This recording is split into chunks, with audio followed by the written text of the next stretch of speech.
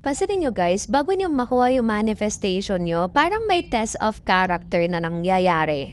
Ewan ko na-o-observe na yan, kasi ako na-o-observe ko talaga na para bang tinitignan kung papasa ka sa mga challenges na ibabato sa'yo or minor inconvenience na ipapadala sa'yo.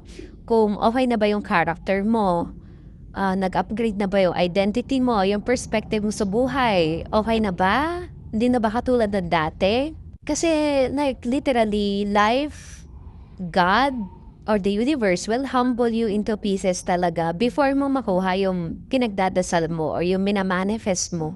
Kasi nga, lahat ng bagay ay may kapalit. So, sometimes, ang kapalit talaga, hindi pala sometimes, madalas, lagi, is yung attitude natin sa buhay. Kailangan natin talagang i-upgrade yung sarili natin. So, itatagda din sa atin lahat. Minsan, kailangan natin matutong mag-detach before sa atin minsan ibigay yung hinihiling natin. Kumbaga, parang ganito lang. Parang nire-ready tayo na i-receive yung blessings. Kasi, kuwari, kung ibibigay sa'yo right now, tapos ganun yung attitude mo sa life, paano mo mapapamalagaan yung blessing na yun o yung opportunity na yun kung ikaw mismo sa sarili mo, hindi ka pa rin okay?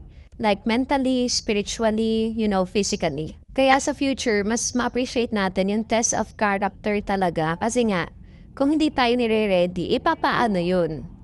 Parang kang tinitraining para doon sa manifestation mo. Kung kaya mo na ba yung amount ng pressure, kaya mo na ba mag-handle ng ganon, kaya mo na ba mag-respond sa triggers mo or sa emotions mo ng okay or hindi pa rin. Kasi sa bawat upgrade ng life, nag-upgrade din dapat tayo. So, twinning siya, magkasama, matching, ganun. So, kaya holistic talaga yung approach sa manifestation. As within, so without, as above, so below. So, ano yung hinihil mo from within ko? Ano yung wino-work on mo from within? Yun din yung masasalamin sa external reality mo. Alam ko naman na hindi ka naman nanghihingi ng kapalit eh. Alam ko din na ikaw yung tipo ng tao na makita mo lang ngumiti yung taong ginawan mo ng kabutihan. Saya ka din eh. Pero alam ko din kung bakit sumasama loob mo ngayon.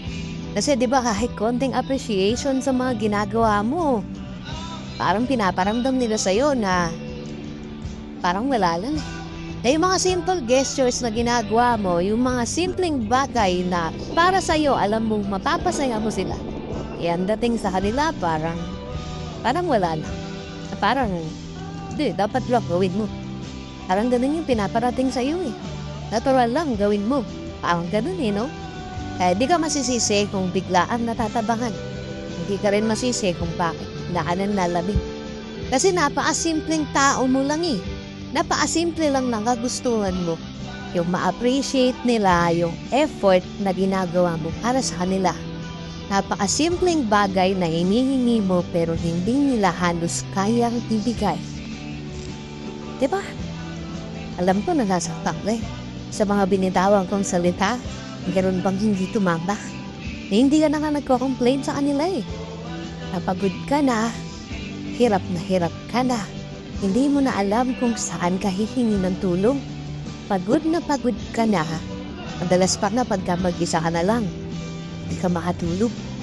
Iniisip mo kung anong mangyayari bukas.